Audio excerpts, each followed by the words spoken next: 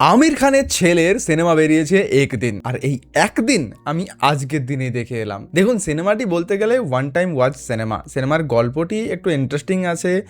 কিছু K drama বা C drama বা এই ধরনের টাইপের বানানো হয়েছে। অবশ্যই একটা রিমেক সিনেমা এটা। সিনেমার গল্পটির ব্যাপারে আপনাদেরকে সোজাসুজি একটু জানিয়ে দিই, যেটা আমরা ট্রেলারেও জানতে পেরেছিলাম, তো কোনো স্পয়লার থাকছে না এটার মধ্যে। একটা অফিস আছে, যে অফিসের মধ্যে কাজ করে জুনেদ খান, যার নাম দিনেশ। তো দিনেশ সেখানে কাজ করে, খুবই সিম্পল ছেলে, যে বেশি কিছু 7-5 বোঝেই না, কিন্তু ভালোবেসে ফেলেছে একটি মেয়েকে। ওই অফিসেই কাজ করে মীরা, অর্থাৎ সাই পল্লবী। তাকে দেখে প্রচন্ড ইমপ্রেস হয়েছে দিনেশ। কিন্তু দিনেশ এমনই একজন ছেলে যে বলারও সাহস পায়নি, এবং ধীরে ধীরে জানতেও পেরেছে যে মীরা তার কোনোদিন হবেও না, কারণ মীরা ভালোবাসে সেই অফিসেরই তার বসকে, কিন্তু বস আবার বিবাহিত, তো চান্স তো আছে। এবার এই সমস্ত প্রবলেম নিয়ে একটা ওদের অফিস থেকে একটা ট্যুর হয় জাপানে যায়, একটা খুব বরফে ঢাকা পাহাড়, বেশ মন্দির রয়েছে, বেশ ভালো একটা জায়গাতে, যেখানে তাদের একটা ট্যুর থাকে। আর সেই ট্যুরে গিয়েই দারুণ দারুণ মোমেন্ট আমরা দেখতে পারি, আর একতরফা ভালোবাসা রয়েইছে দিনেশের। আর সেই সময় মীরা জানতে পারে যে তাকে তার বস ধোঁকা দিচ্ছে, কারণ বসের যে স্ত্রী রয়েছে তাকে সে ডিভোর্স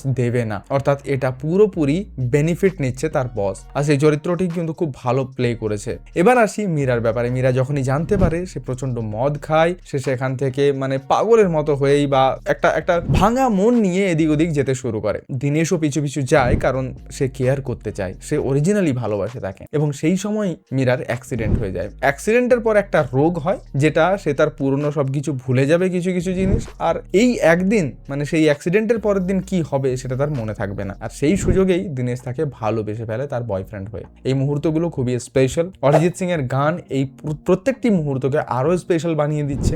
সিনেমাটি অবশ্যই একবার দেখার মতো। ডিরেকশনে যদি কথা বলা যায়, ভালো করেছে। কিছু কিছু জায়গায় আপনার একটু বোর ফিল হবে, কিন্তু আপনি উঠে যাবেন না। অবশ্যই সিনেমাটি দেখার পর মনে হবে যে হ্যাঁ, এটা ওয়ান টাইম ওয়াচ মুভি ছিল। আর সাই পল্লবীকে দেখে আপনি অবশ্যই ইমপ্রেস হবেন, যারা যারা তার কাজ দেখেছেন এবং তাকে ভালোবাসেন। জুনেদ খান চেষ্টা করে গেছেন ভালো কাজ করার, কতটা পেরেছেন সেটা তো আপনারাই বলতে পারবেন দেখার পর। আমার মোটামুটি 5-এর মধ্যে 3 স্টার দেওয়া যায়, সেরকম অ্যাক্টিং করেছেন তিনি। পুরো সিনেমাটার ক্ষেত্রেও সেই একই স্টারই হবে, কারণ 5-এর মধ্যে আমরা 3 স্টারই দিতে পারবো এই সিনেমাটিকে। কারণ গান, কিছু লোকেশন, কিছু ভালোবাসার মুহূর্ত, সেগুলো ভালো রয়েছে, এবং সাই পল্লবীর অ্যাক্টিং। বাকি কিছু কিছু জায়গায় একটু নিরাশ করেছে সবাই, যে কারণে 2 স্টার কাটা গেছে।